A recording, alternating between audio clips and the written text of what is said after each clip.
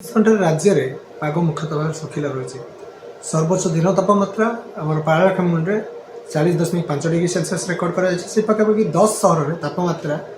39 degree कि अधिक record कर बर्तमान देखा आगामी 4 ରୁ 5 दिन जाए राज्य में पाग मुख्यतः भाव सुखिला कारण वर्तमान समय राज्य मध्य को पश्चिम उत्तर पश्चिम दिगरू क्रमागत भाव शुष्क वायुर प्रभाव सामान्य वृद्धि पाई सहित दिन सूर्यंकर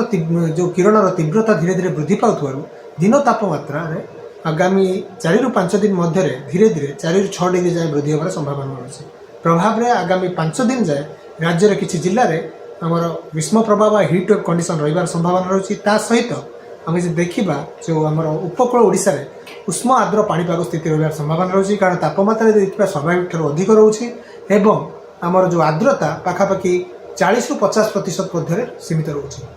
तेणु ताकू लक्ष्य कर 2 दिन जाए आगामी 2 दिन जाए उष्म आर्द्र पाणीपाग आम चेतावनी जारी करीपरी आमर जो रोचे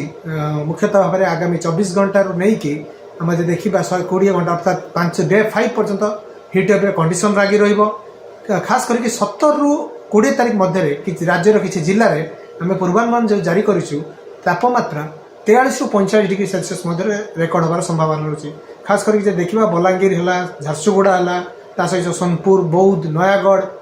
तापर टिटलागढ़ भवानीपटना ये सब अंचल में तापमात्रा आमर 43 नहीं 45 डिग्री रही संभावना रही भुवनेश्वर आगामी जो रोचे आसंता काली 42 डिग्री पाखापाखि तापमात्रा रेकर्ड होवार संभावना रही एवं परवर्ती समय जो रोचे विभिन्न प्रकार सूचना जारी कर साधारण लोक मानकर कारण जो पीक आवर्स रोचे जोटा कि 11 दिन 3टा मध्य विभिन्न जो एक्टिविटी रोचे ध्यान देवाई आम तरफ सूचना